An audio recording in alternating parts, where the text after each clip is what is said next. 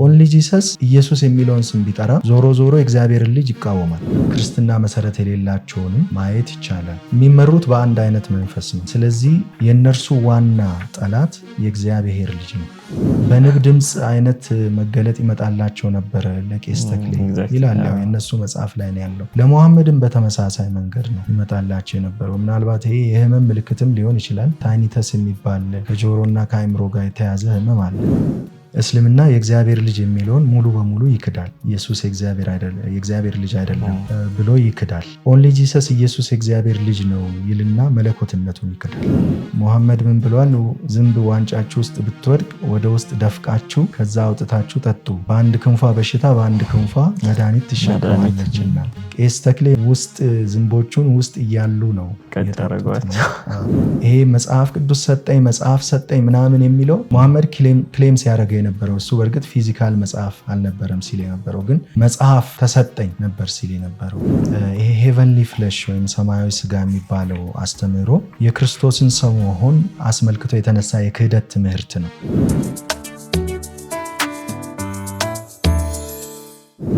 ሰላም ጤና ይስጥልን። ኤክስፖዚንግ ኦንሊ ጂሰስ ከመስቀል ሚዲያ ጋር በመተባበር በየዕለቱ እሑድ ወደ እናንተ ይዞ የሚመጣውን ፕሮግራም እንሆ ዛሬ ጀምሯል። እኔ አዘጋጅና አቅራቢ አማኑኤል እንዳለ ነኝ። ዛሬም እንደተለመደው ከአንድ ተወዳጅ እንግዳ ጋር ወደ እናንተ መጥቻለሁ። እንግዳይም በቀጥታ ስሙን ከመጥቀሴ በፊት እንግዳይ በተለያየ ሶሻል ሚዲያዎች የቅብተ እምነት አገልግሎት ላይ ስሙ በስፋት ይጠቀሳል። በተለይም ደግሞ ሁላችሁም የምታውቁትን የእውነት ለሁሉ ዌብሳይት ወይንም ደግሞ ድረገጽ መስራች ነው። የተለያዩ መጽሐፍቶችን የመተርጎም ስራ ሰርቷል። መምህርም ነው፣ የሥነ መለኮት መምህርም ነው። እንግዲህ ይህንን ሁሉ ካልኩኝ ወዲያ ስሙን በብዕር ስሙ ዳንኤል እውነት ለሁሉ ዛሬ እንግዳይ ሆኖ መጥቷል። ዳኒ እንኳን በደህና መጣ። እንኳን በሰላም ቆየኝ አማኒ። ስለጋበዛችሁኝ እግዚአብሔር ይባርካችሁ። አመሰግናለሁ። ዛሬ እንግዳይ ስለሆንክ በጣም ደስ ብሎኛል። እንግዲህ እንደ ጓደኛም እንደ እንግዳም ነው የምንሆነው ማለት ነው። እሺ ዳኒ፣ እንግዲህ ብዙዎች በድምፅ ያውቁሃል። ዛሬ እግዚአብሔር ፈቅዶ ደግሞ በድምፅ ያውቁሃል ዛሬም በተጨማሪ ማለት ነው አይደለ? በቪዲዮ እየታየው። መልካም። እሺ እስኪ እንደው እንትናችንን ለመጀመሪያ ያክል ዳንኤል እንዴት ወደ እምነትን ወደ ማቀብ ወይንም ደግሞ አፖሎጂቲክስ ብለን ወደምንጠራው አገልግሎት እንዴት ልትገባ ቻልክ? እንዴት ተሳብክ ወደዚህ አገልግሎት? ቸርች ውስጥ እንግዲህ ብዙ አገልግሎቶች አሉ እንደሚታወቀው። ከነዛ ውስጥ ግን ወደዚህ የገባህበት አጋጣሚ ምን ይመስላል? ይሄ እንግዲህ ለብዙዎች እንትን ይመስለኛል መጠየቅ ማወቅ የሚፈልጉት ነገር ይመስለኛል እና እስቲ በሱ ብንጀምር በጣም ደስ ይለኛል። እሺ እንግዲህ ይህንን በተለያዩ አጋጣሚዎች ተናግሬያለሁ። በቤተ ክርስቲያን ውስጥ ብዙ አገልግሎቶችን ሞክሬያለሁ። ኳየር ሆኜ አውቃለሁ። በዚህ ድምፄ እንግዲህ የሙዚቃ መሳሪያ ተጫውቻለሁ። በስብከትም አገልግያለሁ። የቤተ ክርስቲያን መሪ ሆኜም አገልግያለሁ። እግዚአብሔር በብዙ ዘርፎች የአገልግሎት ዘርፎች እንድሳተፍ እድል ሰጥቶኛል። በመጨረሻ ግን ትክክለኛ ጥሬን ያገኘው ይመስለኛል። አቅብተ እምነት እንደዚሁም ደግሞ የመጽሐፍ ቅዱስ ትምህርቶችን በተለይ ማስተምህሮን የተመለከቱ ትምህርቶችን ማስተማር ትክክለኛው ጥሬ ይመስለኛል። ወደዚህ አገልግሎት እንግዲህ በሂደት ነው የገባሁት እንደ ማንኛውም ሰው። ከልጅነቴ ጀምሮ እኔ ያው በሙስሊም አካባቢ ነው ያደግኩት። ወደ 85% ሙስሊሞች ናቸው እኔ ያደግኩበት አካባቢ። ጓደኞቼም ጎረቤቶቻችንም መምህራንም አብረውኝም ደግሞ በክፍል ውስጥ የነበሩ ተማሪዎችም በአብዛኛው ሙስሊሞች ነበሩ። ስለዚህ በተለያየ አጋጣሚ ከልጅነቴ ጀምሮ እምነቴ ላይ ጥያቄ ይነሳል። እነዚህን ጥያቄዎች ለመመለስ ጥረት አደርጋለሁ። በዛ አጋጣሚ ደግሞ መጽሐፍትን ማገላበጥ አለ። ስለዚህ እንደዚህ እያለ እንግዲህ ከልጅነቴ ጀምሮ አብሮኝ ያደገ ነገር ነው። ሃይ ስኩል ከገባው በኋላ ደግሞ ሞር መጽሐፍትን የማንበብ እድል አገኘው። ዩኒቨርሲቲ ስገባ ይበልጥ የሰለጠኑ ሙስሊሞች አጋጠሙኝ። በትክክል የሰለጠኑ ፖለሚክስ፣ አፖሎጄቲክስ የሚያውቁ ክርስትና ላይ ጥሩ ጥያቄዎችን መጠየቅ የሚችሉ ተማሪዎች አጋጠሙን። ከነርሱ ጋር እንግዲህ እነርሱ በሚጠይቁት ጥያቄ ልክ መናገር ለመቻል የተለያዩ ምንጮችን ማገላበጥ ጀመርኩኝ። በፊት ያው ሰከንደሪ ሶርሶችን በክርስቲያኖች የተጻፉ መጽሐፍትን እንደዚሁም ደግሞ ኦዲዮችን፣ ቪዲዮችን ነበረ ሪፈርስ አረግ የነበረው። ከዛ ለምን እስላማዊ ምንጮችን አላነብም ብዬ ቁርአንም ማንበብ ጀመርኩኝ። ያው ወቅቱ ደግሞ የኢንተርኔት ዘመን ላይ ነበር። ያው አንተ በጣም 1900ዎች ውስጥ አድርገህ ስለምታስብ በእናንተ ዘመን ኢንተርኔት ነበረ ማለት ነው። በኢንተርኔት ዘመን ነው እንግዲህ ዩኒቨርሲቲ ጆይን ያደረኩት። ስለዚህ የተለያዩ ሐዲሳትን ፕራይመሪ ሶርሶችን ብቻ ማፈላለግ ጀመርኩኝ፣ ማንበብ ጀመርኩኝ። ከዛ እንደዛ እያለ ቀጠለ። እንግዲህ ከልጅነት ጀምሮ አብሮኝ ያደገ በሂደት ያዳበርኩት ነገር ነው ለማለት ነው። በጣም ደስ ይላል። ከዚሁ አገልግሎት ጋር እንግዲህ በሚገናኝ ያንተ ስም ሲነሳ እኔም ሆነን ይህንን የሚመለከቱ ተመልካቾቻችንም ቢሆኑ እውነት ለሁሉ ዌብሳይት በደንብ ይጠቀማሉ። በተለይም አሁን አብዛኛው ሰው እንደ ሶርስ እንደ ሪፈረንስ ይጠቀመዋል። በቀላሉ እዛ ላይ የተስተካከሉ ጽሁፎች አሉ። በዋናነት የእስልምናን አስተምሮ ወይንም ደግሞ ክርስትና ላይ የሚያነሳውንም ጥያቄ ይመልሳል። እንዲሁም ደግሞ ለእነርሱም ደግሞ እምነታቸውን እንዲፈትሹ የሚያደርጉ የተለያዩ ጽሁፎች አሉበትና የተወሰነ ደግሞ የኦንሊ ጂሰስ የጆቫ ዊትነስም ጄደብሊውን የሚመለከቱ አርቲክሎች አሉ። እስቲ ይሄ የእውነት ለሁሉ አገልግሎት ዓላማው ምንድነው? እንዴት ተመሰረተ? የተወሰነ እሱንም ብናይ ደስ ይለኛል።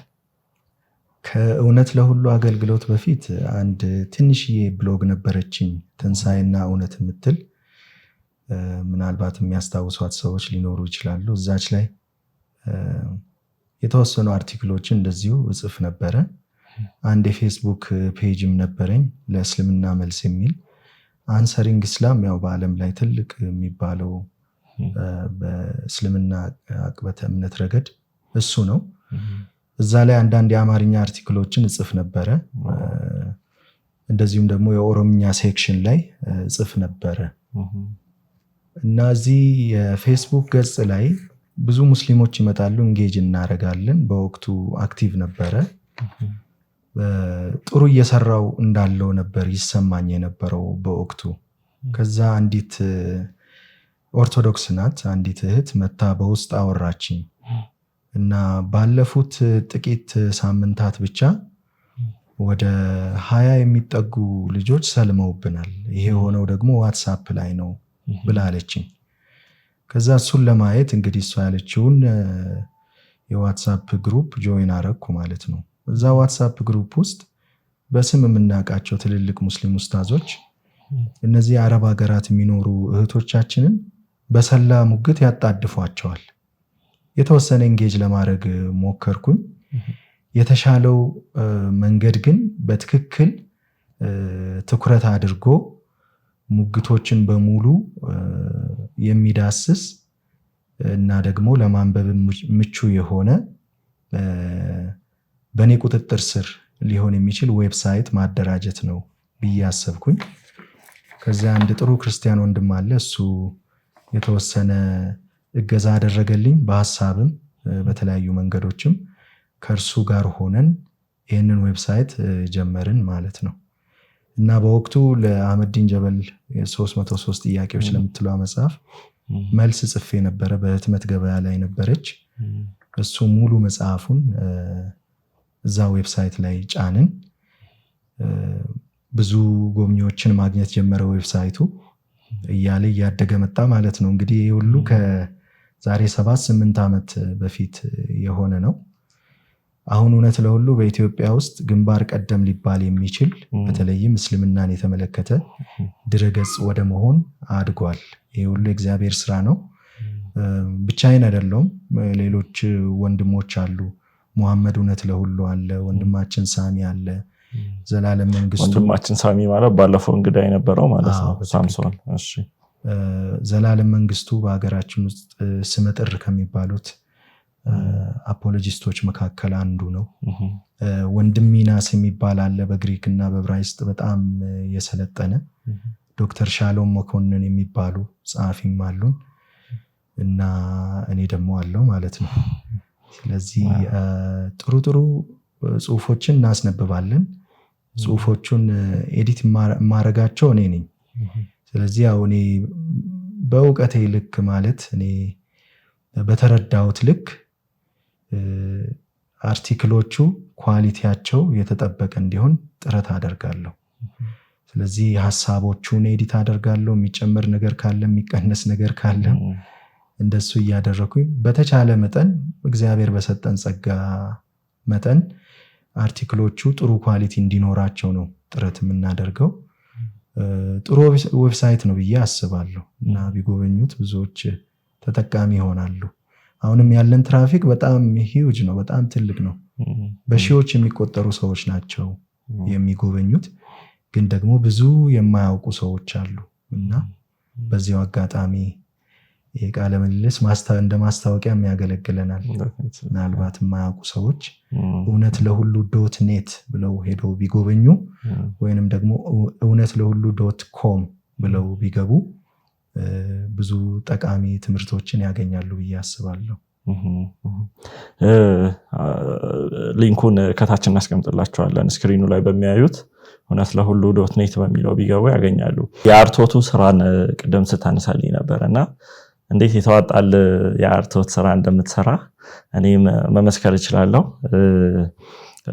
እዛ ላይ ለሐሰት ትምህርቶች ምላሽ የሚለው ላይ ለወንድ ልጅ ሰሶችም ትክክል ያንተንም ስም መጥቀስ ነበረብኝ። እዛ ላይ አለ፣ አንተ አለ፣ ወንድም ዳዊት የረሳሁት ዳዊት አለ። አዎ እና ይመስለኛል ዴቭ ወይንም ወንድም ዳዊትም ልክ እንደኔ የሚሰማው ይመስለኛል።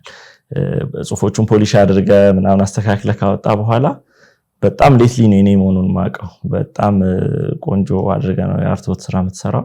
በዚህ አጋጣሚ መጽሐፍ ጽፈው ምናልባት የአርቶት ስራ ለመስራት የሚፈልጉ ካሉ አንተንም ኮንታክት ሊያደርጉ ይችላሉ። በዛ ልታግዛቸው እንደምትችል አስባለሁ። እንግዲህ ድረገጹንም በሚመለከት በጣም ቆንጆ ነው። ይሄም አገልግሎት ሊደገፍና ሊበረታታ ይገባል። በተለይ ከሰዎች እምነታቸውን እንዲያውቁና ከእስልምና የሚነሳባቸውን ጥያቄ እንዲከላከሉ ብርቱ ጥረት የሚያደርግ ድጋፍ የሚያደርግ ድረገጽ ነው። ስለዚህ ይህንን ድረገጽ መደገፍ በቀጥታ የወንጌል አገልግሎትን መደገፍ ስለሆነ ሰዎች በዚህ አጋጣሚ ይህንን አገልግሎት መደገፍ የምትፈልጉ ከሆነ እኔንም ከታች በሚቀመጠው ስልክ ቁጥር እኔንም ኮንታክት ሊያደርጉ ይችላሉ። ስለዚህ እሱን ማለት ወዳለው። እስቲ እንግዲህ ከቅርብ ጊዜ ወዲህ ማለት እችላለሁ ወይ ደግሞ ያለፉትን 3-4 ዓመታት ኦንሊ ጂሰሶች ደግሞ አብዝተው ስምህን ይጠሩታል። አሁን ስሙን መጥቀስ አስፈላጊ አይደለም እንጂ ኢቭን ከሌላ ሰው ጋር ሁሉ ሲወያይ ዳንዬ እያለ ተመስኪል ሁሉም አብዝተው ኦንሊ ጂሰሶች ሲያማርሩ ሰማለው። እንደው ቅንነት የጎደለው ወንድ ሰው ነው ከሱ ጋር እናወራም የሚሉም ገጥመውኛል። እስቲ ከኦንሊ ጂሰስ ጋር ትውውቅ ምንድነው? ለምንድነው እንደዚህ አምርሮ የሚጠሉ? ምን አድርጋቸው ነው? እንግዲህ በጣም ስለምወዳቸው ነው። መጠላት ፈልጎ የሚጠላ ሰው የለም። እኛ ሶሻል ሚዲያ ላይ የኢንተርኔቱ ዓለም ላይ ወዲያ ወዲህ ስንል ራሳችንን ፕሮሞት ለማድረግ አይደለም። እንደሱ ቢሆን ኖሮ ሌሎች የተሻሉ አማራጮች ነበሩ። እኔም እንደዚህ ፊቴን መሰወር ምንም ሳያስፈልገኝ መንቀሳቀስ የምችልባቸው ኤሪያዎች ይኖራሉ።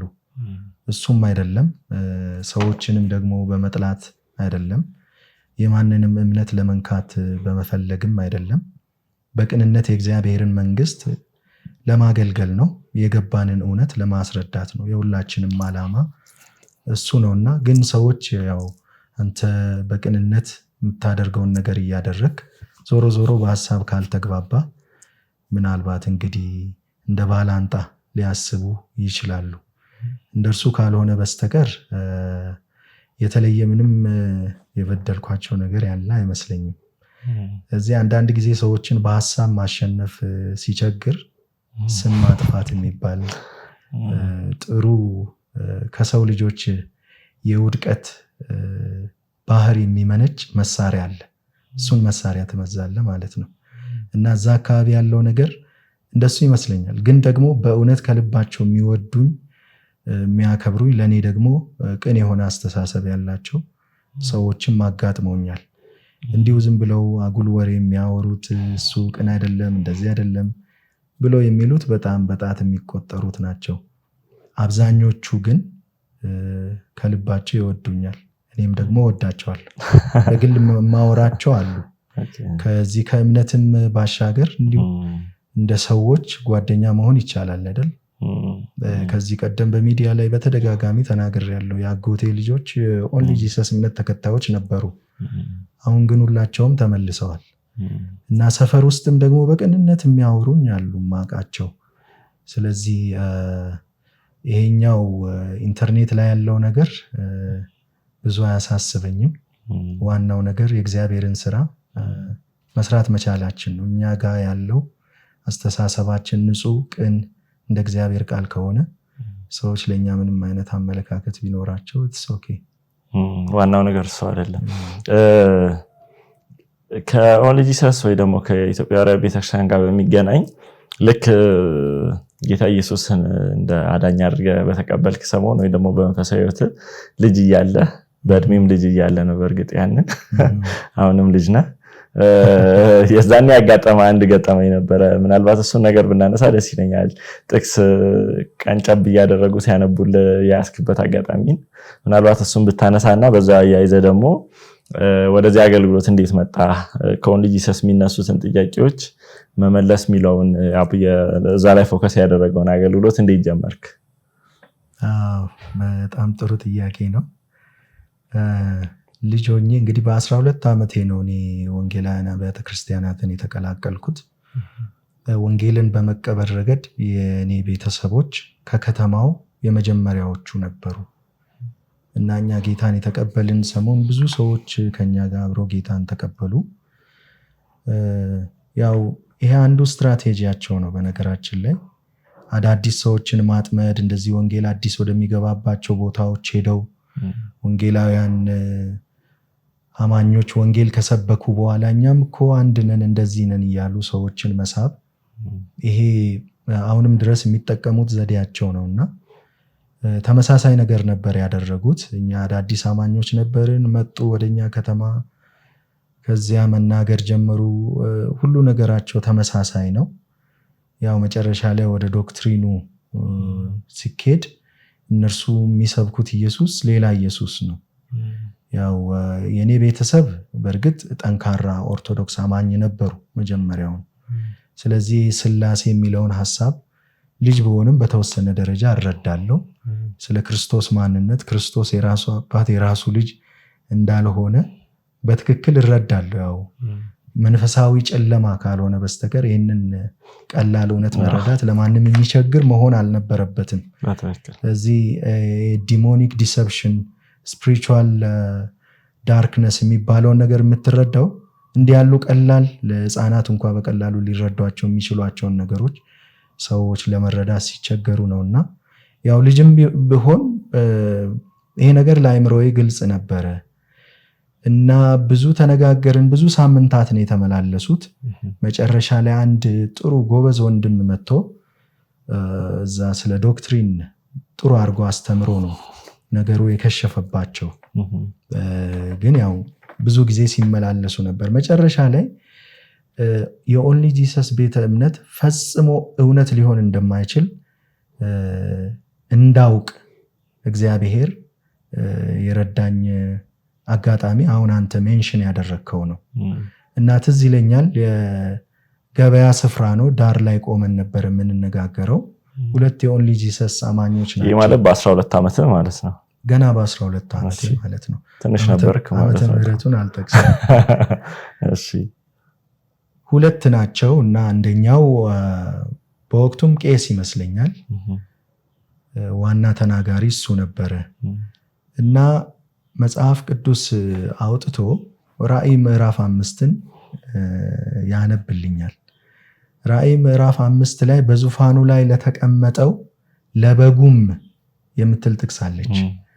ስለዚህ በዙፋኑ ላይ የተቀመጠው ካለ በጉ ካለ ሁለት ማንነቶች ሊሆኑ ነው። ስለዚህ እሱ ምን አደረገ? ለበጉም የምትለዋን ፊደል አስቀራት ሲያነብ ማለት ነው። እያየው ነበርና ይኸው እኮ ይላል ለበጉም ካለ እኮ ሁለት መሆናቸው ግልጽ ነው። እንግዲህ በልጅነት አንደበት ነው። አረ ለበጉ ነው የሚለው እንዴ በቃ አንድ ነው ምናምን ብሎ መጽሐፍ ቅዱሱን ሸፈነ ማለት ነው። እና እግዚአብሔር ረዳኝ፣ ገባኝ ለአንዴና ለመጨረሻ ጊዜ ማለት ነው። ከዛ ወዲህ ይሄ የኦንሊ ጂሰስ ቤተ እምነት እውነት ሊሆን ይችላል የሚል ቅንጣት ታክል ጥርጣሬ በውስጥ የለም። ቤኔፊት ኦፍ ዳውት አልሰጣቸውም። በጣም ደስ ይላል። አንድ ጥያቄ ለመጠየቅ በጣም ትክክለኛው ሰው አንተ እንደሆንክ ይሰማኛል። በኦንሊ ጂሰስ እና በእስልምና ወይንም ደግሞ የሁለቱም የእስልምናም ፋውንደር ነብዩ መሐመድ ነው ወይ ደግሞ መሐመድ፣ የኦንሊ ጂሰሶቹን ደግሞ ካነሳን ቄስ ተክለማርያም ገዛኸኝ ናቸው በኢትዮጵያ ማለት ነው።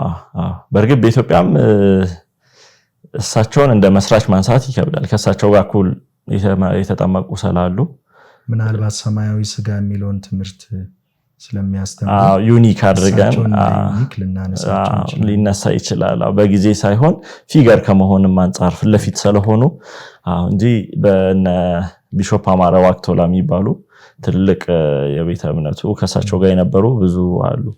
ስለዚህ በእስልምናና ኦንሊ ጂሰስ ወይንም ደግሞ ቄስ ተክለማርያምና የእስልምና መሐመድ ምን ያመሳስላቸዋል? እሱንስ የተወሰነ እንደው አንተ ሁለቱም ኤሪያ ላይ ስላለ ብታነሳልኝ ደስ ይለኛል። እንግዲህ እኔንም ወደዚህ አገልግሎት እንድገባ ምክንያት የሆነኝ አንዱ መመሳሰላቸው ነው። በእርግጥ በዓለም ላይ የሚገኙ ከክርስትና በተጻራሪ የሚቆሙ የትኞቹንም ቤተ እምነቶች ከክርስትና የወጡትንም ወይንም ደግሞ የክርስትና መሰረት የሌላቸውንም ማየት ይቻላል እና ዞሮ ዞሮ የሚመሩት በአንድ አይነት መንፈስ ነው። ስለዚህ የነርሱ ዋና ጠላት የእግዚአብሔር ልጅ ነው። እስልምና የእግዚአብሔር ልጅ የሚለውን ሙሉ በሙሉ ይክዳል። ኢየሱስ የእግዚአብሔር ልጅ አይደለም ብሎ ይክዳል። ኦንሊ ጂሰስ ኢየሱስ የእግዚአብሔር ልጅ ነው ይልና መለኮትነቱን ይክዳል። ይህ ያመሳስላቸዋል። ከዚህ ቀደም አንድ ከዛ ቤተ እምነት የመጣ ጥሩ ወንድም የተናገረው ነገር ትዝ ይለኛል። እነዚህ ሰዎች ኦንሊ ጂሰስ ከሚባሉ ኦንሊ ፋዘር ቢባሉ ይሻላል፣ ኦንሊ ፋዘር ቢባሉ ይሻላል አለ። እነርሱ ኢየሱስ አብ ነው ሲሉ ኢየሱስ የሚባለውን ማንነት ካንስል አድርገው ነው። ስለዚህ ኢየሱስ የሚለውን የልጁን ስም ለማን ይሰጣሉ? ለአባቱ ይሰጣሉ። ስለዚህ ልጅ የሚለውን ስጋ ያደርጋሉ ማለት ነው። ስለዚህ ልጁ ስጋ ነው፣ በውስጡ የሚኖረው ደግሞ መለኮት አብ ነው። ስለዚህ ልጁ የአባቱን ስም ነው የወረሰው። ስለዚህ ኢየሱስ የሚባለው የእግዚአብሔር ልጅ ኢየሱስ ሳይሆን ማን ነው? አብ ነው። ስጋው ግን በዚህ ስያሜ የተጠራ አይነት ትምህርት ነው የሚያስተምሩት እና ሙስሊሞችም ኦንሊ ጂሰሶችም የህዋ ምስክሮችም በአብዛኛው የሚያነሷቸው ጥቅሶች አንድ አይነት ናቸው። አንተ ከኔ በላይ ስላጠናቸው ታውቃለህ። ከሙስሊሞች ጋር ያላቸው ኮኔክሽን መመሳሰል ምንድን ነው የሚለውን ስለጠየቀኝ ብቻ ነው መመልስልህ። ስለዚህ የእግዚአብሔር ልጅ ለሁሉም ጠላት ነው። ስለዚህ የጥቃት ኢላማቸው ያነጣጠረው የእግዚአብሔር ልጅ ላይ ነው። ኦንሊ ጂሰስ ኢየሱስ የሚለውን ስም ቢጠራም ዞሮ ዞሮ የእግዚአብሔርን ልጅ ይቃወማል። ስለዚህ ስጋ ብቻ ያደርጋል። የሚያነሷቸው ጥቅሶችም አንድ አይነት ናቸው ብያለሁ። ለምሳሌ ያህል ልጁ አምላክ ነው የሚለውን ሐሳብ ለመቃወም የሚያነሱት አንዱ ጥያቄ ስለዚያች ቀንና ስለዚያች ሰዓት ከአባት በስተቀር ልጅም ቢሆን አያውቅም የሚለውን ነው። ይሄ ሙስሊሞች የሚያነሱት ተመሳሳይ ጥያቄ ነው። የህዋ ምስክሮችም ይህንኑ ጥያቄ ያነሳሉ። ዮሐንስ ወንጌል ውስጥ የሚገኙ አንዳንድ ልጁ ወልድ ሰቦርዲኔት መሆኑን የሚያሳዩ ጥቅሶችን እየጠቀሱ ልጁ እውነተኛ አምላክ አይደለም ለማለት ሲሞክሩ እናያለን። እና ዞሮ ዞሮ አንድ አይነት ናቸው። ምናልባት ቄስ ተክለማርያም የነበራቸውን ልምምድ ሙሐመድ ጋር ከእስልምና ጀማሪው ጋር ብታነጻጽር ኦልሞስት አንድ አይነት ነው። ወደዛ ዲቴል መግባት ብዙ የሚያስፈልገን አይመስለኝም ከዋናው ሀሳባችን ላለመንሸራተት። ኤኒዌይ ግን ከዚህ በፊትም በተደጋጋሚ ፕሮግራም ሰርተንበታል ሶሻል ሚዲያ ላይ is the same spirit ያ አንዱ አሳቹ መንፈስ ነው በሁለቱም ኦፕሬት የሚያደርገው እንጂ ትክክል ያ ከምንም በላይ ያመሳስላቸዋል። ያ አንዱ መንፈስ ከሆነ ማኒፌስት ሲያደርግም በተመሳሳይ ነው። ቅድም በቢሾፕ ተክለማርያም እና በነብዩ መሐመድ ነብዩ የሚለውን እንግዲህ እነሱን ተጠቅሜ ነው በሁለቱ መካከል ያለውን በሁለቱ የተገለጠበት መንገድ ተመሳሳይ ነው። ለምሳሌ በአንድ አጋጣሚ ላንሳል። አንድ ወንድም አላሮ የሚባል እንግዲህ ይሄንን ያገኘሁት ከራሳቸው ከቢሾፕ ተክለማርያም ግለ ታሪክ በዶክመንተሪ መልክ ቀርቦ ነበርና እዛ ላይ አንድ ወንድም አላሮ የሚባል አለ ቢሾፕ ተክለማርያምን ብዙ ጊዜ ይቃወማል እና አንድ ቀን ቢሾፕ ተክለማርያም እና አይ ቲንክ ባለቤታቸው ወዳለበት አካባቢ ይሄዳሉና ይዛን ቀን ማታ እንግዲህ ወንድም አላሮ ተኝቶ እያለ መልአክ ይመጣና ካልጋ ላይ ያፈረጠ ይጥለዋል እና ምንድነው ምናምን ይለዋል። በቃ በጣም ተቸግሮ እንግዲህ ሂድና የተክለማርያምን እንትን ወንጌል ተቀበል ይለዋል ማለት ነው እና ሄዶ አመነ ይባላል። ልክ ይሄንኑ እንግዲህ ይሄ መጽሐፍ ቅዱሳዊ አይነት መላእክት እንደዚህ አይነት እንትን ይዘው ሲመጡ አታይም። በተለይ ደግሞ ለተለየ ዓላማ ሰዎችን መልእክት ይዘው ሲመጡ ያረጋጋሉ፣ ሰላም ለእናንተ ይሁን ይላሉ እንጂ ያነሱ አያፈርጡም። ይሄን ከመጽሐፍ ቅዱስ አናገኝም። አሁን በቢሾፕ ተክለማርያም ጋር የሚመራውን መልአክ ከመጽሐፍ ቅዱስ ሳይሆን ነብዩ መሐመድን በኢራ ዋሻ ውስጥ ሲጨምቀው ነው የምናየው አይደለ? እና ምናልባት አማኒ እንደው ወደዚህ ዲቴል መግባት አልፈለኩም ነበር። ከነሳው አይቀር ጥቂት መመሳሰሎችን ልጥቀስልኝ። እሺ ደስ ይለኛል። ለምሳሌ ቄስ ተክለማርያም ምን ብለዋል? ድመት ወንጌልን ሰብካለች ብለዋል አይደል? በተመሳሳይ የሙሐመድ ታሪክ ላይ ድጉና ላይታ ውስጥ ማለት ነው ወደ ሐዋርያ ቤተክርስቲያን ሄዱ ብላትኛ የተናገረችው ማለት ነው። በተመሳሳይ ተኩላ የነብዩን ነብይነት መስክሯል የሚል ታሪክ ታገኛለህ በእስልምና መጽሐፍት ውስጥ። አንድ ተኩላ ነበረ፣ ከዛ በግ ሊበላ ሲል እረኛው ከለከለው። ከዛ በኋላ ቁጭ ያለና ለምንድነው የተመደበልኝን ምንድነው ሪዝቅ የምትከለክለኝ? ከዚያ በኋላ እንዴት ትናገራለህ አንተ ተኩላ ሆነ? ከዚህ የሚበልጥ ተአምር ልንገር፣ ወደ መካ ከተማ ሂድ፣ ሙሐመድ እዛ እየሰበከ ነው ስማው። ከዛ እረኛው እዛ ሄዶ ሰማ ምናምን አይነት ማለት ነው። ተመሳሳይ ነገር አለ። በንብ ድምፅ አይነት መገለጥ ይመጣላቸው ነበር ለቄስ ተክሌ ይላል። ያው የነሱ መጽሐፍ ላይ ነው ያለው። ለሙሐመድም በተመሳሳይ መንገድ ነው ይመጣላቸው የነበረው። ምናልባት ይሄ የህመም ምልክትም ሊሆን ይችላል። ታይኒተስ የሚባል ከጆሮና ከአይምሮ ጋር የተያዘ ህመም አለ። ብዙ ጊዜ መውደቅ እንትን የሚያጋጥማቸው ሰዎች እንዲህ ያለ ነገር ይከሰታል ይባላል። እንግዲህ ሕክምና ባለሙያዎች ይበልጥ በዚህ ላይ ሊሉ ይችላሉ። ሌላው ደግሞ ቄስ ተክሌ ረጅም ሰዓት ራሳቸውን ይስቱ ነበር። በተመሳሳይ ነብዩ መሐመድም እንደዚህ አይነት ታሪክ እንዳለው በእነሱ መጽሐፍት ውስጥ እናነባለን። ከዝንቧ ጋር የተያዘ ታሪክም አለ። ሙሐመድ ምን ብሏል? ዝንብ ዋንጫችሁ ውስጥ ብትወድቅ ወደ ውስጥ ደፍቃችሁ ከዛ አውጥታችሁ ጠጡ። በአንድ ክንፏ በሽታ በአንድ ክንፏ መድኃኒት ትሸከማለችና። ቄስ ተክሌ እንደውም የባሰ ነገር ነው ያደረጉት፣ ከፍ ነው ያደረጉት ነገሩ እና ውስጥ ዝንቦቹን ውስጥ እያሉ ነው የጠረጉት። ብዙ እንደዚህ አይነት ኮኔክሽኖችን ታገኛለህ። የሐሰት ነቢያትን በሙሉ ታሪካቸውን ብታጠና ብዙ ተመሳሳይ ነገሮች አሉ።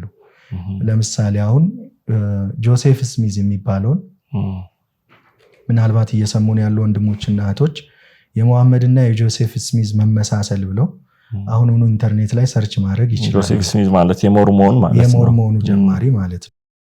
ተመሳሳይ ነገር ብዙ ኮመን ነገር አለው ከሙሐመድ ጋር። ይሄ መጽሐፍ ቅዱስ ሰጠኝ መጽሐፍ ሰጠኝ ምናምን የሚለው ሙሐመድ ክሌም ሲያደርገው የነበረው እሱ በእርግጥ ፊዚካል መጽሐፍ አልነበረም ሲል የነበረው ግን መጽሐፍ ተሰጠኝ ነበር ሲል የነበረው። ጆሴፍ ስሚዝም ተመሳሳይ ነገር፣ ቄስ ተክሌም ተመሳሳይ ነገር። ኢየሱስ መጽሐፍ ቅዱስ ሰጠኝ ምናምን ሲሉ ማለት ነው። እንደውም አንተ አንድ እንደው ቀልድ ቢጤ ስትናገር ሰምቻለሁ። የትኛውን ቨርዥን 1954ቱን ነው ይሄ ማቴዎስ 28:19 የእግዚአብሔር ቃል አይደለም ተጨምሮበት ነው ብለው የነቀፉትን መጽሐፍ እሱን ራሱን ማለት ነው NIV ነው የትኛውን ነው 81 አዱ ነው የትኛውን ነው? ለማንኛውም ብዙ የሚያመሳስላቸው ነገር አለ። እንደዚህ አይነት ኮመን የሆነ ፓተርን ከሁሉም የሐሰት ነቢያት ህይወት ውስጥ ማግኘት እንችላለን። በእርግጥ ክርስትና ወይንም ደግሞ እውነተኛ አስተምሮ ብዙ ጊዜ በአንድ ብቸኛ ግለሰብ ምስክርነት ላይ ቆም አይደለም። አንድ ግለሰብ መጥቶ እኔ አይቻለሁ፣ እኔ ሰምቻለሁ፣ እኔ ተገልጦልኛል ብሎ በዛ ብቻ እንትም ይሆን አይደለም። ክርስትና በመሰረቱ እንደርሱ አይደለም። ጌታችን ኢየሱስ ክርስቶስ 12ቱን ደቀ መዛሙርት ያስተምራቸው ነበረ።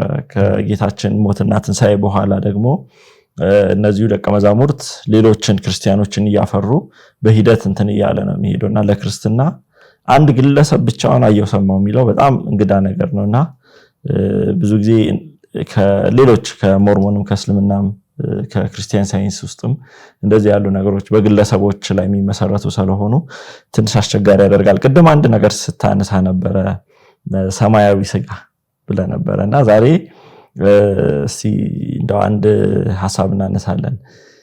በቢሾፕ ተክለማርያም ገዛኸኝ ሜዲን ቢሾፕ ተክለማርያም ልንለው እንችላለን። ምክንያቱም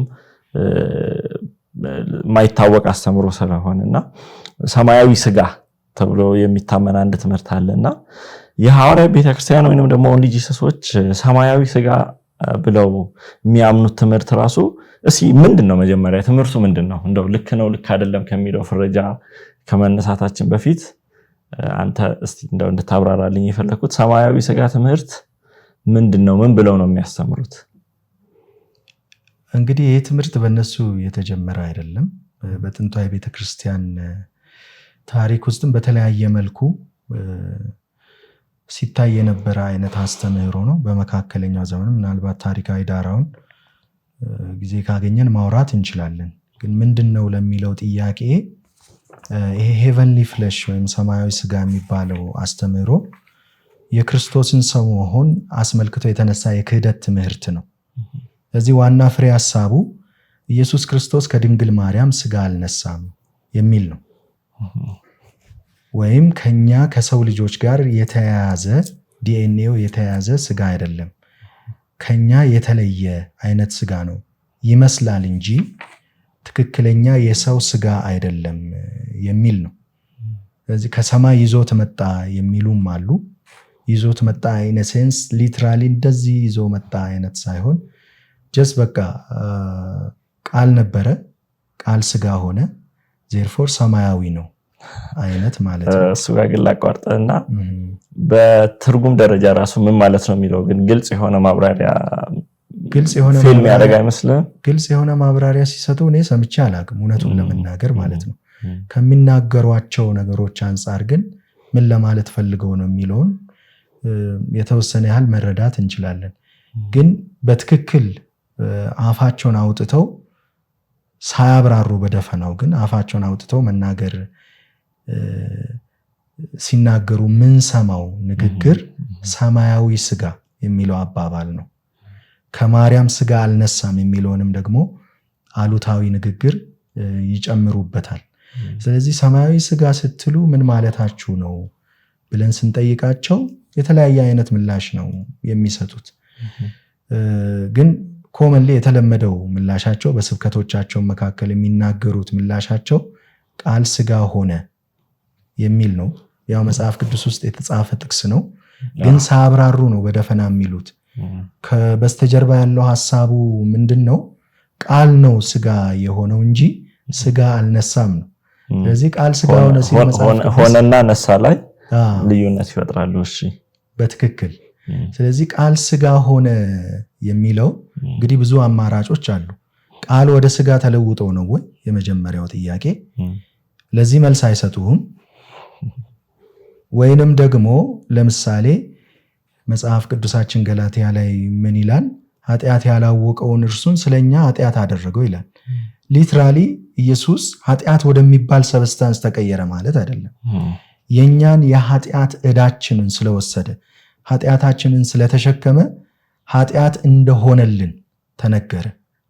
ስለዚህ ጌታችን ኢየሱስ ክርስቶስ የሰው ልጆችን ስጋ ስለተዋሃደ የሰው ልጆችን ስጋ ስለወሰደ ቃል ስጋ ሆነ ተባለ ወይንስ ቃል ተለውጦ ነው? ሁለተኛውን ትርጉም አንቀበልም የሚሉ ከሆነ እንግዲያውስ ተለወጠ የሚለውን ትርጉም ይዘን ልንሄድ ነው። ተለወጠ የሚለው ትርጉም ደግሞ ብዙ ቴዎሎጂካል ችግሮችን ያስከትላል። በመለኮት ዓለም መለዋወጥ የለም። ተለወጠ የሚለው ሊትራል ንግግር ሴቱ ጋር ያለው በመጽሐፍ ቅዱስ ውስጥ ቃል ስጋ ሆነ ነው የሚለው መጽሐፉ። በሌሎች ቦታዎች ደግሞ የምናገኛቸው ማብራሪያዎች አሉ። አያይዞ መጽሐፍ ቅዱስ በዛ ብቻ አያቆምም። እንዴት ሆነ ለሚለው ሌሎች ጥቅሶች ደግሞ መልስ ይሰጡናልና ተለወጠ የሚለውን የነሱን ሐሳብ እንደሱ ብለው የሚመልሱ ከሆነ አይመልሱም። ብዙ ጊዜ ቬግ አድርገው ነው የሚተዉት። ዋናው ትኩረታቸው የሰው ስጋ አይደለም አልነሳም የሚለው ነው። ግን እንግዲህ ከሁለቱ አማራጭ ውጭ ሌላ ስለሌለ በዚህኛው የሚጸኑ ከሆነ የቱ ጋር የተጻፈው ብለን እንጠይቃቸዋለን። የሚያስከትላቸውን ቴዎሎጂካል ጥያቄዎችም ደግሞ ይነሳሉ ማለት ነው። ኤግዛክትሊ ቅድም እንዳልከው ነው በመነሻው ለዚህ ጥያቄ አንድ ነገር ምንድነው የሚለውን ነገር በደንብ መመለስ መቻል አለበት። እናምናለን ምንለውን መሰረታዊ የሆነ ትርጉም ያልሰጠነውን ነገር ከሆነ ምን እያመንን እንደሆነ ማይታወቅም ማለት ነው። ቅድም እንዳነሳው ስጋው ሰማያዊ ነው ሲሉ ምን ማለታቸው ነው? ከሰማይ ስጋ ይዞ መጣ ማለት ከሆነ ሰማይ ላይ ስጋ ነበረ፣ ከዛ ያንን ስጋ ይዞ ወረደ ነው። እንደዛም ግን እያልን አይደለም ይላሉ በተለያየ አጋጣሚ። እንደዛ እያሉ ካልሆነ በመነሻው ሰማያዊ ስጋ ተብሎ እንዴት ሊጠራ ይችላል? እንግዲህ በደብ ጥቅሶችን እያነሳን ይሄንኑ እያብራራን ግን እንሄዳለን። እዚህ ላይ ግን መሰረታዊ የሆነ ለኦንሊ ጂሰሶች ወይንም ደግሞ ለሐዋርያ ቤተክርስቲያን አማኞች የምናነሳው ሰማያዊ ስጋ አስተምሮ ምን ማለት ነው የሚለው በደብ መነሳት አለበት ማለት ነው። ቀደም እናነሳለን ያልነውን እዚሁ ላይ ይሄ የሰማያዊ ስጋ አስተምሮ እስቲ በጥንቷ ቤተክርስቲያን ወይንም ደግሞ በሐዋርያት ራሱ በነበሩበት ዘመን ይህንን ትምህርት አጽንኦት ሰጥተው ተቃውመውታል። በተለይም ሐዋርያው ጳውሎስም ይህንን ትምህርት ተቃውሟል። እንዲሁም ደግሞ በብዛት ደግሞ የሚታወቀው ሐዋርያው ዮሐንስ ነው። የጌታ የቅርብ ሰው የጌታ ወዳጅ ተብሎ የሚታወቀው የፍቅር ሰው ተብሎ የሚታወቀው ሐዋርያው ዮሐንስ በመልእክቶቹ ይህንን ትምህርት ቃል በቃል ከአጋንንት እንደሆነ አንስቷልና እስቲ በጥንቷ ቤተክርስቲያን ውስጥ የሰማያዊ ስጋ ትምህርት ቅቡልነቱ ምን ይመስል ነበር? እንዴት ነበረ የተዳሰሰው? ወንድማችን ዳኒ ስለ ሰማያዊ ስጋ በጥንቷ ቤተክርስቲያን ውስጥ እንዴት ይታይ ነበር? አውዳቸው ምን ይመስል ነበር የሚለውን በታነሳለን በጣም ደስ ይላኛል። እሺ እንግዲህ ሐዋርያው ቅዱስ ዮሐንስ የሰማያዊ ስጋ የሚለውን አስተሳሰብ የመጀመሪያ በደንብ ያልዳበረውን አይነት አስተሳሰብ ማለት ነው ከተቃውሙ የመጽሐፍ ቅዱስ ጸሐፊዎች መካከል አንዱ ነው። ስለዚህ መጽሐፍ ቅዱሳችን ክርስቶስ ጌታችን የኛን ስጋና ደም መዋሃዱን መውሰዱን ከማስተማሩን ባለፈ አሉታዊ በሆነ መንገድም ደግሞ የሰማያዊ ስጋ አስተምህሮን ይቃወማል ማለት ነው። ምናልባት እሱን ጥቅስ በደንብ ማየት ስላለብን ወደኋላ ልንነጋገርበት እንችላለን። በጥንቷ ቤተክርስቲያን ውስጥ ኖስቲሲዝም የሚባል አስተምህሮ ነበረ። የዚህ አስተምህሮ ዋና መሰረቱ ቁስ ሁሉ እርኩስ ነው የሚል ነው። ስለዚህ መለኮት ከቁስ ጋር ምንም አይነት ንክኪ ሊኖረው አይችልም። ስለዚህ መዳን የሚለውን ራሱ በእውቀት ከዚህ ከቁሳዊው ዓለም ነፃ መውጣት ነው ብለው ነው የሚያስተምሩት። ስለዚህ ኢየሱስ ክርስቶስ የማርያምን ስጋ ከነሳ ወይንም ደግሞ እንደኛው ሰው ሆኖ ስጋ ለብሶ ወደ ምድር የሚመጣ ከሆነ ችግር ነው። ችግሩ ምንድን ነው? ቅዱስ የሆነው ከዚህ ፍጥረተ ዓለም ውጪና በላይ ትራንሰንደንት የሆነው መለኮት ከቁሳዊ ዓለም ጋር እርኩስ ከሆነው ዓለም ጋር ንክኪ ይኖረዋል ማለት ነው። አንዱ የሚታወቁበት ነገር የብሉይ ኪዳኑ አምላክና የአዲስ ኪዳኑ አምላክ የተለያየ ነው የሚል ነው። ስለዚህ የብሉይ ኪዳኑ አምላክ ይህን ቁስ የሆነውን ፍጥረተ ዓለም የፈጠረ ነው፣ ስለዚህ ኢቭል ነው ብለው ነው የሚያስቡት። ስለዚህ ኢየሱስ ክርስቶስ እንደ ሰው የሆነ ስጋ አልነበረውም ብለው ነበር የሚያስተምሩት። እንግዲህ ሰርቫይቭ ያደረጉ ጽሁፎች የሉንም። የነሱ አንዳንድ ኖስቲስ ንክኪ ያላቸው እነዚህ አፖክሪፋ ወንጌላት አሉ። በጥቂቱ እዛ ውስጥ እናገኛለን። በዋናነት ግን ጥንታውያን የሆኑ የክርስቲያን ጸሐፊያን ክርስቲያን አበው እነዚህን ወገኖች በመቃወም የጻፏቸው ጽሁፎች ናቸው። ስለዚህ ከነዚህ ጽሁፎች የምናገኘው ሐሳብ ምንድነው? እነዚህ ሰዎች ቁስ ርኩስ ስለሆነ ኢየሱስ ቁስ አይደለም የሚል ትምህርት ያስተምሩ እንደነበረ፣ አንዳንድ ጊዜ ዱካ የለውም ይላሉ። ዱካ ማለት የእግር የረገጠበት ቦታ ማለት ነው። አንዳንዶች ደግሞ እንደውም ምግብ ሲበላ በልቶ ከጨረሰ በኋላ ምግቡ እዛው ይቀር ነበረ ይላሉ። በመስቀል ላይም ደግሞ የተሰቀለው ይሄ ምንድነው? ሰው የሚመስለው ስጋ የሚመስለው ቁስ የሚመስለው ነገር ነው እንጂ ትክክለኛው ኢየሱስ አይደለም ይላሉ። አንዳንዶች ደግሞ ኢየሱስን የሚመስል ሰው ነው የተሰቀለው። አንዳንዶቹ የቀሬናው ስምዖን ይሉ ነበረ እና ኢየሱስ መንፈስ የሆነው ኢየሱስ አጠገቡ ቆሞ ሲስቅበት ነበረ ይላሉ ማለት ነው። እንደዚህ ያሉ ትምህርቶችን የሚያስተምሩ ወገኖች ነበሩ በጥንቷ ቤተክርስቲያን ውስጥ። ስለዚህ እንግዲህ ይሄ በዘመናችን ያለው ሰማያዊ ስጋ የሚለው አስተምህሮ ደግሞ ኦልሞስት ተመሳሳይ ነገር ነው የሚለው፣ ግን ደግሞ ትምህርቱ በተለያዩ ሙግቶች ዳብሮ ወደ ቤተክርስቲያንም ለመግባት እየሞከረ ያለበትን ሁኔታ እናያለን። እንግዲህ አማኒ ታስታውስ እንደሆነ ከጥቂት ዓመታት በፊት ሶሻል ሚዲያ ላይ መነጋገሪያ ነበር። አንዳንድ ታዋቂ የሆኑ የኛው ሰባኪዎች በዚህ ሐሰት ትምህርት ተስበው ሲናገሩ ነበር። አንዳንድ ነገሮችን ይቅርታ ጠይቀው የተመለሱ አሉ። አንዳንዶች ደግሞ ይቅርታ ባይጠይቁም ያንን ትምህርት ደግሞ ሲያስተምሩ አንሰማቸውም። ግን አማኞች ማወቅ ያለባቸው፣ ምናልባት አንተም በዚህ ጉዳይ ላይ አጽንኦት ሰጥተህ ብትናገርበት ጥሩ ነው። ይሄ ትምህርት የሐሰት ትምህርት ነው፣ ኑፋቄ ነው። መጽሐፍ ቅዱስ ከሚናገረው ነገር በተቃራኒ የቆመ ነው። እንደዚሁም ደግሞ መጽሐፍ ቅዱስ የሚቃወመውን ሐሰት ነው ከሰይጣን ነው የሚለውን ትምህርት አፊርም የሚያደርግ ነው። በጥንቷ ቤተክርስቲያን ውስጥ የተወገዘውን ኑፋቄ ሪቫይቭ የሚያደርግ ነው። እኛ እንደ ወንጌላውያን አብያተ ክርስቲያናት የተቀበልናቸውን ጉባኤዎች የሚቃወም አስተምህሮ ነው። ይህን አስተምህሮ እያስተማሩ የወንጌላዊ አማኝ መሆን አይቻልም። ስለዚህ እኛ መካከል ያሉ አንዳንድ ሰዎች ምናልባት ባለማወቅ ሊሆን ይችላል ክርስቲያን ቴዎሎጂን በትክክል ቢያውቁ የሚወክል ትምህርት ቢያስተምሩ፣ ካልሆነ ግን ወንጌላውያን አብያተ ክርስቲያናት አባል ነን ብለው ለመናገርም መብት አይኖራቸውም። መጽሐፍ ቅዱሳዊ አይደለም፣ ታሪካዊ አይደለም ማለት ነው። በጣም በትክክል። በተለይም አንዳንድ ሰዎች እንደው ለዲስከሽን ፖይንት አድርገውም ለመነሳት ይሞክራሉ። እነስቶ አላነሳ የሚለውን አዚፍ እንደ ብዙም ማሳሳቢ ያልሆነ ጀስት ልንወያይ የሚገባናል አይደለ? እና አንተም በዛ መረዳት መሄድ ትችላለህ፣ እኔም በዚህ መረዳት እችላለሁ በሚል አይነት አውድ ውስጥ ይህንን ሐሳብ ለማንሳት ይሞክራሉ። አንተም በደንብ እንዳነሳኸው ይህንን ትምህርት ማመን አለማመን ወይ ክርስቲያን ያስብላል ወይ ደግሞ ክርስቲያን አይደለህም ወደሚለው ነው እንጂ እንደው ሁለታችንም የግል መረዳት ነው በሚል የምንሄድበት አይደለም። ሐዋርያቱ በዘመናቸው የተቃወሙት ትምህርት ከሆነ እንግዲህ ሐዋርያቱ የተቃወሙትን ያንን ነገር እኛ ደግሞ ኮምፕሮማይዝ የምናደርግ ከሆነ ትክክል አይደለም። እዚህ ላይ በጣም ጥሩ ሐሳብ አንስተሃል። አንዳንድ እንግዲህ ይህንን ሰማያዊ ስጋን ትምህርት ይደግፍልኛል ብሎ የሚነሱ አንዳንድ ጥቅሶችን ወደ ማየቱ ብናልፍ ጥሩ ይመስለኛል። የተለያዩ ጥቅሶችን እናነሳለን፣ ለማየት እንሞክራለን። በእርግጥ ይህን ያክል የሰማያዊ ስጋ ትምህርት በዓለም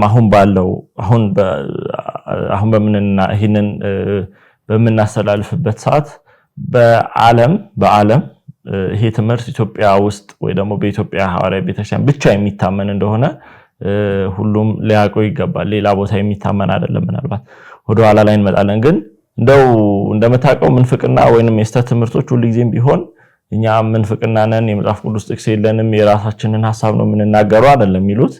እንደው ላመላቸው ጥቅስ ይጠቅሳሉ። ስለዚህ ከሚጠቀሰው ጥቅስ ውስጥ አንደኛው በዮሐንስ ወንጌል ምዕራፍ 6 ቁጥር 51 ላይ የጌታችንን ንግግር ታሳቢ ባደረገ መልኩ ነው። እንግዲህ ቁጥር 51ን ላንብብና አንተ ደግሞ ክፍሉን ትዳስስልናለህ ማለት ነው። ከሰማይ የወረደ ሕያው እንጀራ እኔ ነኝ።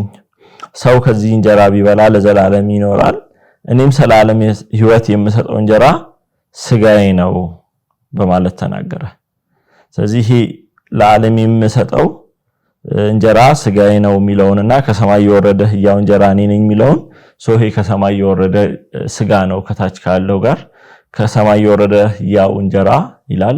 ከታች ደግሞ ወርዶ ለዓለም የምሰጠው እንጀራ ስጋዬ ነው ይላል። ስለዚህ ከላይ ከሰማይ የወረደ ብሏል። በእርግጥ ኢንቴንሽናሊ ልክ እንደነሱ ሆኜ አንድ የጎመድኩት ሁሉንም ነገር ሊቀይር የሚችል ሐሳብ አለ።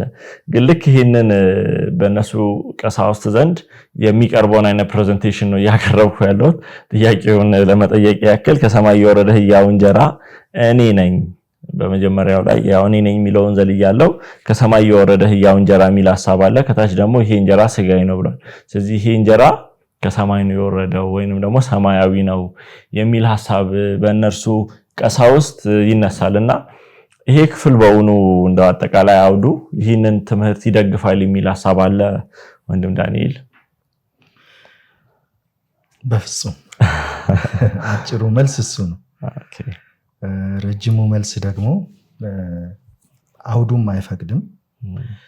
ደግሞም የተለያዩ የመጽሐፍ ቅዱስ ክፍሎችን ስንመለከት ያው አንድ ክፍል አንድ ምዕራፍ ላይ ብቻ አይደለም አይደል ትኩረት ማድረግ ያለብን፣ ሌሎች የመጽሐፍ ቅዱስ ክፍሎችስ ምን ይላሉ የሚለውን አጠቃላዩን የመጽሐፍ ቅዱስ አስተምሮ ኦርኬስትሬት አድርገን ስንመለከት ሰማያዊ ስጋ የሚለውን ሐሳብ የሚደግፍ ምንም አይነት ጥቅስ መጽሐፍ ቅዱስ ውስጥ የለም።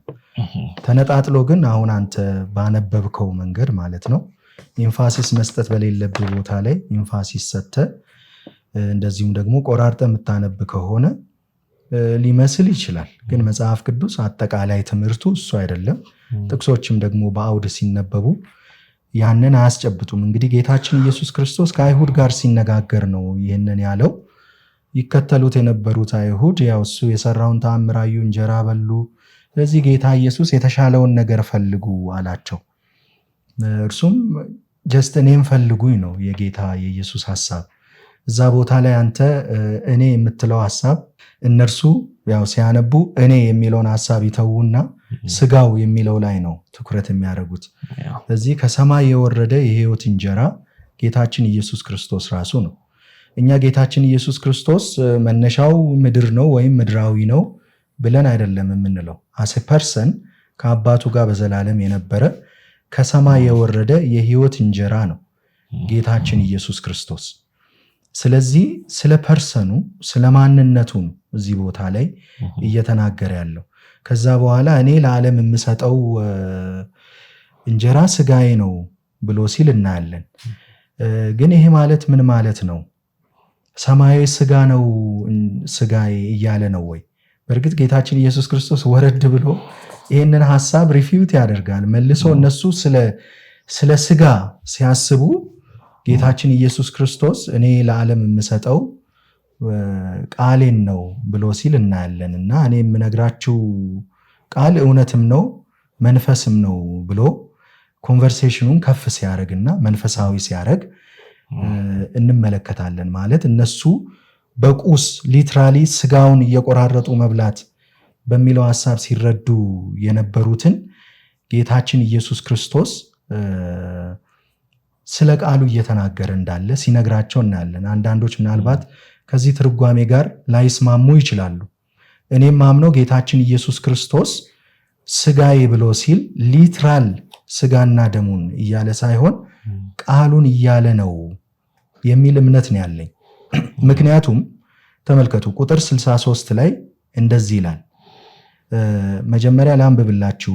ቁጥር 60 ላይ እንደዚህ ይላል፣ ከደቀ መዛሙርቱም ብዙዎች በሰሙ ጊዜ ይህ የሚያስጨንቅ ንግግር ነው፣ ማንስ ሊሰማው ይችላል አሉ። ለምን? ሊትራሊ ስጋውን እየቆራረጡ የሚበሉ ስለመሰላቸው ማለት ነው። ከዛ ኢየሱስ ግን ደቀ መዛሙርቱ ስለዚህ እንዳንጎራጎሩ በልቡ አውቆ ይህ ያሰናክላችኋልን? እንግዲህ የሰው ልጅ አስቀድሞ ወደ ነበረበት ሲወጣ ብታዩ እንዴት ይሆናል? ሕይወትን የሚሰጥ መንፈስ ነው፣ ሥጋ ምንም አይጠቅምም። እኔ የነገርኳችሁ ቃል መንፈስ ነው ሕይወትም ነው ብሎ ሲል እናያለን ማለት ነው። ስለዚህ ስለ ሊትራል ሥጋ እየተናገረ እንዳልሆነ ጌታ ኢየሱስ ግልጽ አድርጓል። ከዚህ ትርጓሜ ጋር የማይስማሙ ወገኖች ሊኖሩ ስለሚችሉ በሌላ መንገድ ላስረዳ። እነሱ ከሚሉት ጋር ሊትራሊ የኢየሱስን ሥጋ መብላት ነው ወይንም ደግሞ በጌታ እራትም የሚተረጉሙ ወገኖች አሉ። በዛ ነው ብለን እንሂድ። ጌታችን ኢየሱስ ክርስቶስ በተያዘባት ምሽት ህብስቱን አንስቶ ብሉ ይሄ ሥጋዬ ነው አላቸው። አላላቸውም? ጠጡ ይሄ ደሜ ነው አላቸው። ሊትራሊ ያ ህብስት ያ ወይን ከሰማይ የወረደ ነው ማለት ነው። ኢየሱስ ከሰማይ አውርዶ የሆነ ህብስት ከሰማይ አውርዶ ከዛ ይሄ ሥጋዬ ነው አላቸው። ወይንም ህብስቱን ከሰውነቱ ላይ ቆርሶ ይህ ሥጋዬ ነው አላቸው። ደሙን በፊታቸው ቀድቶ ይሄ ደሜ ነው አላቸው። በጭራሽ እንደርሱ አይደለም። ጌታችን ኢየሱስ ክርስቶስ አንድ ገበሬ በማሳ ላይ ያመረተውን ምርት ስንዴ፣ ወይን አንስቶ ሥጋዬ ነው ደሜ ነው አለ። ለምን? በዛ በኩል ክርስቶስ ጌታችን ስለሚገኝ። ስለዚህ የራሱ አደረገው ማለት ነው። የራሱ ለምን? በሱ በኩል ስለሚገኝ ማለት ነው። እንደዚሁ ጌታችን ኢየሱስ ክርስቶስ የተዋሃደው ሥጋ የኛ ሥጋ ነው። መጽሐፉ ነው ይህንን የሚለው። በሥጋና በደም ተካፈለ ነው የሚለው። ጥቅሶቹን ወደ በኋላ ማየት እንችላለን። የማርያም የማዕፀን ፍሬ ነው ተብሎ የተጠራው ጌታችን ኢየሱስ ክርስቶስ። ይሄ መሆኑ ደግሞ አስፈላጊ ነው፣ ወሳኝ ነው።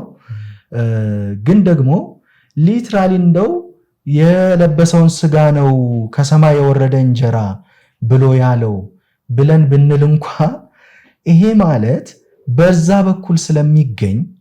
በኩል ስለሚገኝ የራሱ ስላደረገው እንደዛ አለ እንጂ ሊትራሊ ከሰማይ ወረደ ማለት አይደለም። እንደሱ የሚሉ ከሆነ የምንካፈለው ህብስትና ወይንም ከሰማይ ወርደዋል ማለት ነው። ምክንያቱም ሥጋዬ ነው ደሜ ነው ብሏልና። ስለዚህ እንደዚህ ያለ ትርጓሜ ከአጠቃላይ የመጽሐፍ ቅዱስ አስተምህሮ አንጻር እንደዚሁም ደግሞ ከአውድ አንጻር የሚያስኬድ አይደለም። በትክክል ከሰማይ የወረደ ሕያው እንጀራ እኔ ነኝ፣ ሰው ከዚህ እንጀራ ቢበላ ለዘላለም ይኖራል፣ እኔም ስላለም ሕይወት የምሰጠው እንጀራ ሥጋዬ ነው። ተመልከት፣ አሁን ከሰማይ የወረደው ማን ነው የሚለውን ነገር እዚሁ ዮሐንስ ወንጌል ምዕራፍ 6 ላይ እኮ በቀላሉ ማየት እንችላለን። ለምሳሌ ቁጥር 38 ላይ እንደዚህ ይላል፣ ፈቃዴን ለማድረግ አይደለም እንጂ የላከኝን ፈቃድ ለማድረግ ከሰማይ ወርጃለሁና ይላል። ስለዚህ ከሰማይ የወረደው ተልኮ ነው። ከዛ ደግሞ ኢየሱስን የላኪውን ፈቃድ ለማድረግ ነው። ስለዚህ እንደሚታወቅ ይህንን በሌሎች ምንባቦች እንደምናረጋግጠው አብ አይደለም፣ አብ ልጁን ግን እንደላከ እናውቃለን። ስለዚህ ከሰማይ ተልኮ የመጣው ማን ነው ካለን ወልድ ነው። ግን ቁጥር 51 ላይ ምን ይላል? ይሄ ከሰማይ ተልኮ የመጣው ወልድ እንግዲህ ተናጋሪው ከላይ አብ ይሆናል ከታች ወልድ ይሆናል ካላሉን በቀር ወይ ደግሞ የተናጋሪው የሚቀያየር ካልሆነ በቀር ከሰማይ የወረደ ያው እንጀራ እኔ ነኝ ይላል። ወልድ ከሰማይ መውረዱን ከላይ ተናግሯል፣ እየደገመው ነው። ሰው ከዚህ እንጀራ ቢበላ ለዘላለም ይኖራል ካለ በኋላ እኔም ስለ ዓለም ሕይወት የምሰጠው እንጀራ ሥጋዬ ነው አለ። ስለዚህ ወልድ ሥጋ አይደለም። ወልድ ባይሆን ለዓለም ሕይወት እንዲሆን ሥጋውን ይሰጣል። ይህንን ነው ክፍሉ ቃል በቃል ከወሰድን እየተናገረ ያለውና ወልድ የአብ ሥጋ ነው ወይንም ደግሞ ሰማያዊ ሥጋ ያለ ነው። በሌላ አማርኛ በእነሱ አረዳድ ካየን ወልድ ነው። ምክንያቱም ወልድ አብ ይሄ ዶክተር ተስፋ የሚላት እንትናለች አብ የተለበጠበት ሥጋ ይላል። ልክ የሆነ እንትን ሊተለብጠው በሆነ ነገር እንደሚሸፈን ልክ እንደዚህ አይነት ነው የሚል እንትን አለ። እንግዲህ ኤዲተራችን ሰዓት እየጠቆመን ነው። ከወንድም ዳንኤል ጋር የሚኖረን ፕሮግራም እዚህ ላይ እንደማያበቃ ተስፋ አደርጋለሁ። ክፍል 2ን በሚቀጥለው ይዘን እንመጣለን። ሰማያዊ ሥጋን አንስተን ጀምረናል። የተለያየ ፍሬንድሊ ጨዋታዎችን ተጫውተናል። ደስ የሚል ጊዜ ያሳልፈናል። በሚቀጥለው ደግሞ ከዚሁ ሰማያዊ ስጋ የቀጠሉ ሌሎች ሀሳቦችን እናነሳለን። ውድ ተመልካቾቻችን ከወንድም ዳንኤል እውነት ለሁሉ እንግዲህ እውነት ለሁሉ ስንል የአባቱ ስም እንዳይመስላችሁ ግን የብዕር ስሙ ነው። ወንድማችን ዳንኤል ጋር የሚኖረን ቆይታ በክፍል 2 ይቀጥላል።